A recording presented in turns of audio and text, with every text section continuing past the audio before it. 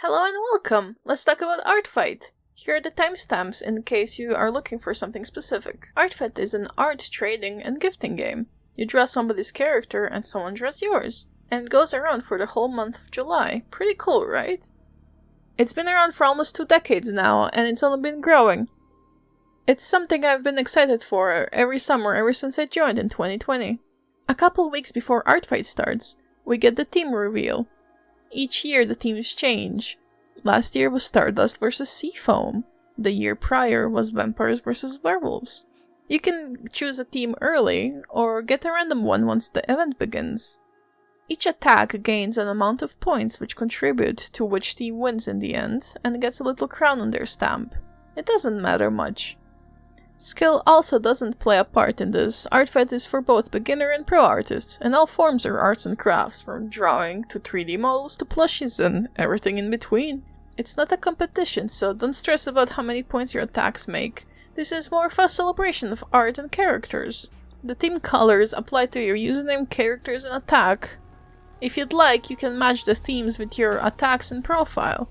Artfight offers team cards that most participants fill out and share around social media and on their profile. Now, before we continue on, please make sure to read the rules Artfight offers on their website. It's important because some things aren't allowed, like bases or suggestive art. The rules are also updated from time to time, before and after the fight, so make sure to check them out even if you've played before. After creating your account and reading the rules, you should start with your profile.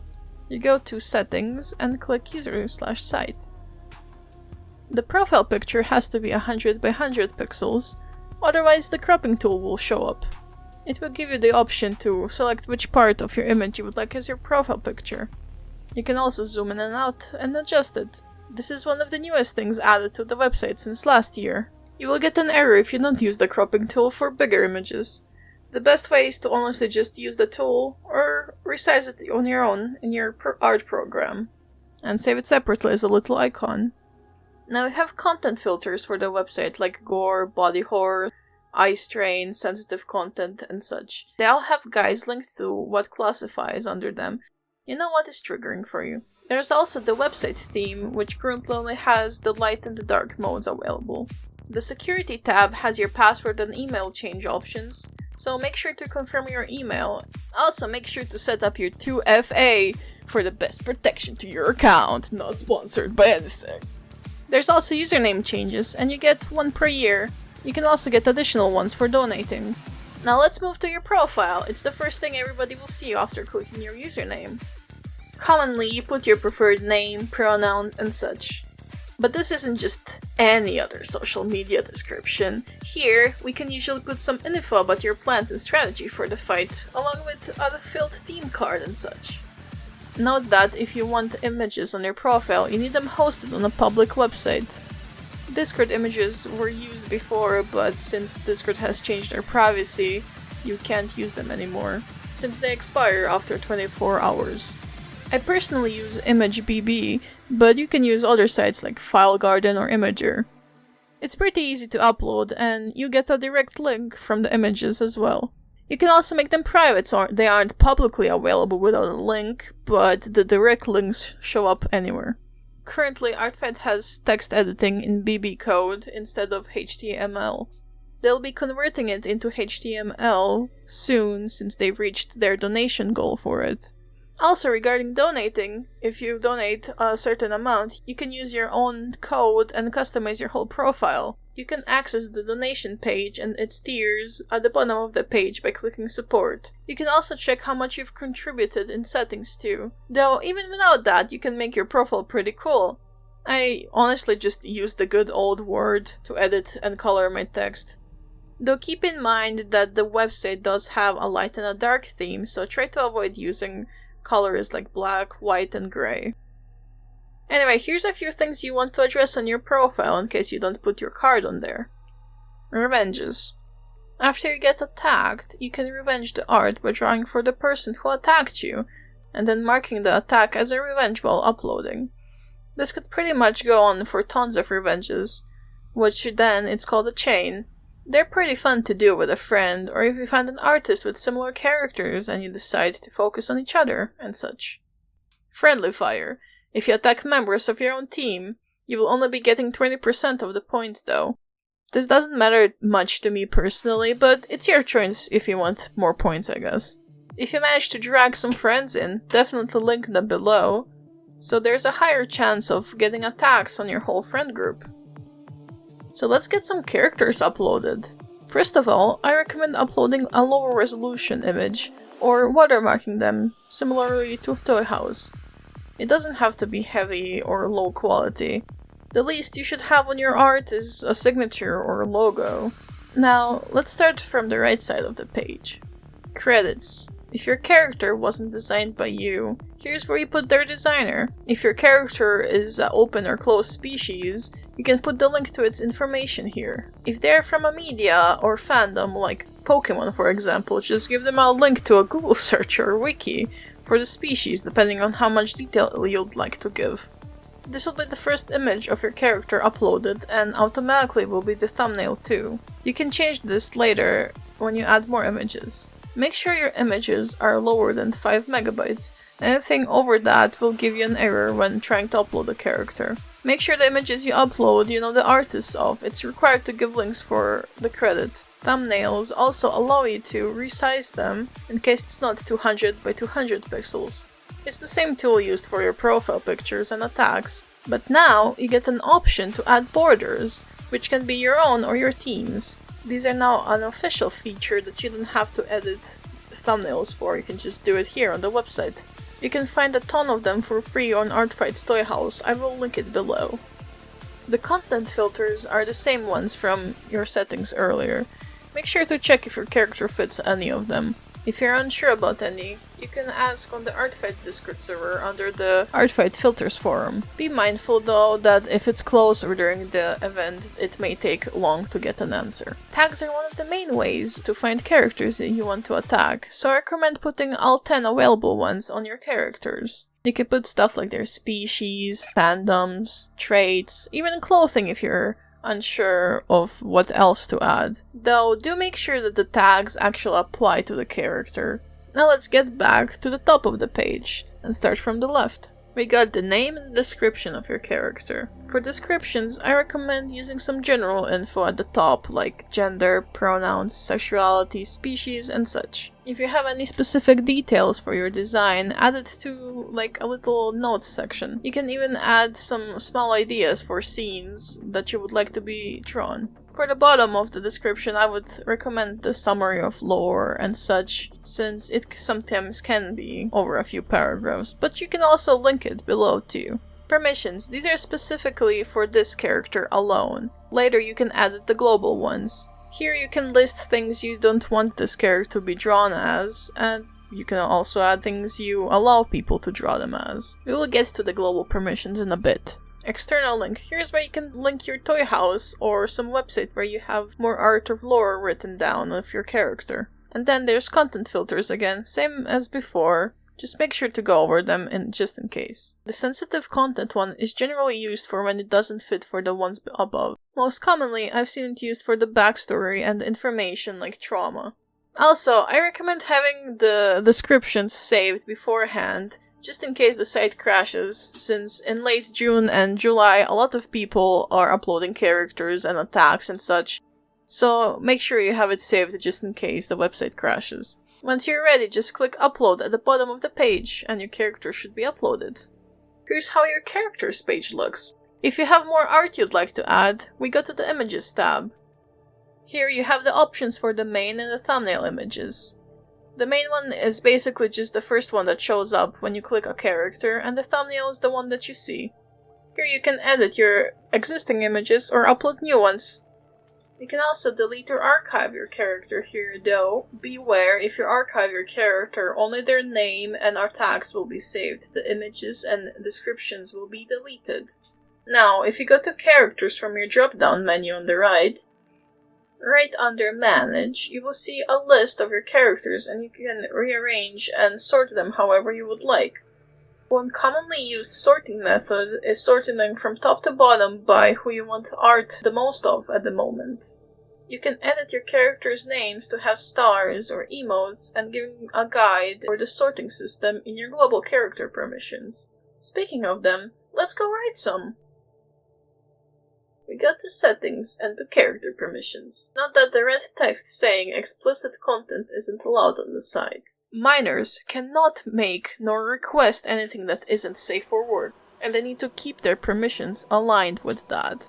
I recommend reading the rules if you haven't or aren't sure what qualifies under that. Now, let's start writing the permissions. These will be shown under all of your characters and under your characters tab, unless you turned it off for a specific character. Everyone's permissions are different and personal. I myself have a ton written in them since I'm specific about my characters and what I'm comfortable with. But also, this is where you include other things like your character sorting guide, how you feel about physical attacks like plushies and such regarding shipping. You can link your friends too if you have characters that have some lore together or you would like them to be drawn interacting and such. You can also make interaction trees or tables for your characters as well as suggest ideas for art. You can also state if you want your characters drawn in other people's mass attacks or not, and what kind of interactions you are comfortable with for your characters. You can simply do do's and don'ts if you want to be precise or as simple as you want.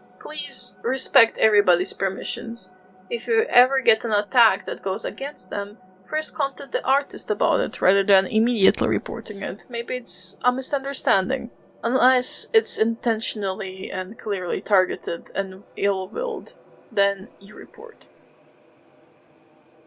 So, now you have your profile and characters ready. It's time to look for your victims this year. And for that, I have the perfect thing that was added recently. Bookmarks. Oh wait, no, that has been there for a while, but they got something new! We now have bookmark folders, so let's go check them out. There's 7 folders that you can make, and one default one that's unorganized. To make one, just click Create a Folder. You get to name it and choose the color and the icon for it. For the icons, you go to the linked site under and just make sure that you have the solid filter on and you're set. Also, bookmarks are private and only you can see them. Nobody gets any kind of a notification for them. They're just your notes and pretty good for organization. Let's test it out on one of my sister's characters. You click Bookmark and you get a little space to write notes about. For example, if somebody attacked you, you can add their attack here so you know it's a revenge for later. If you get an idea from the character, you can also write it here and then check it later during the event. We can select the folder and which number in order the character will be in. It's pretty useful. I'll definitely be using this year. When you're done bookmarking the character, the site offers you a link to the folder so you can go manually edit it. Or you can go delete the bookmark there, or even here on the characters page. There is a bunch of ways to find characters to attack. I donated for the supporter roles, so I have access to more precise search filters. So don't panic if you don't see them on your account. And by donating, you support the event, so it's a plus for everyone. Your supporter perks last a year and can get you some pretty cool things. Now, only donate if you can afford to and want to. You can search for members, which lets you see people's stats. If you search for attacks or characters, you will see the most recent ones uploaded. If you're unsure what you want to draw, you can check for random characters or random profiles. You can also search by tags, which is why it's so important to have them on your characters. In my opinion, it's the best way to find what you want to draw. You can also search in the Artfight's official Discord server. There's a channel called Target Hunting where you can post your hit lists, art, and you can also search through social media and art circles and servers you're in. Now, here's the main part of Artfight, the war itself! Okay, so here's a few things you want to know about attacks, since there's a couple names for them on the site. First, we have attacks, which is just, you drew somebody's character, yay! Then, we have mass attacks, which is usually a piece containing multiple characters, usually from multiple people. Any attack can only be directed at one person, so only they can revenge the attack. You can also find them under your defenses, which are the attacks of other people at you. Now, speaking of revenges, a revenge is when you attack somebody who attacked you previously. It can turn into a chain of attacks, which is called a revenge chain. So, after you've drawn your attack, it's time to upload it. You get to the submit menu and there will be the attack option. As of recording this, it's May, so all I have to guide you through is an old screenshot. There shouldn't be any bigger changes other than for the cropping tool and maybe a couple descriptions for the rating, but let's focus on actual upload of the attack first. Under attack information, first you put the username of the person you attacked, and then the character IDs down under. The character IDs you can find very easily on the characters pages. They're the numbers next to their name. And on PC you can just click the little clipboard icon and copy them automatically. Now, below you select how much of the character you drew. The attack sizes are head/bust shot, half body, and full body. If you're unsure, you can check which your attack qualifies for under the attack guide. They have even cute little pictures if you can't read.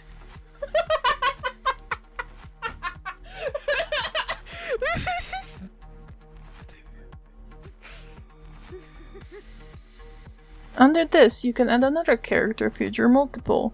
In case it's the same one, just add it as many times as you drew them. And here is the revenge button. If the person you are attacking has attacked you beforehand, you are able to revenge that attack and start a revenge chain. And here's what gives the attack points, the rating system. There are 3 different categories of attacks: drawing, 3D models, and crafts. Each of them have their own little options that you have to select to describe your attack. Here at the bottom we have 2 different options. Polish, which obviously you check if you're Polish. If you've spent a lot of time, effort, or are really happy with how the piece came out, you select it. If you've made an animation, you check this and you then select a few options regarding it.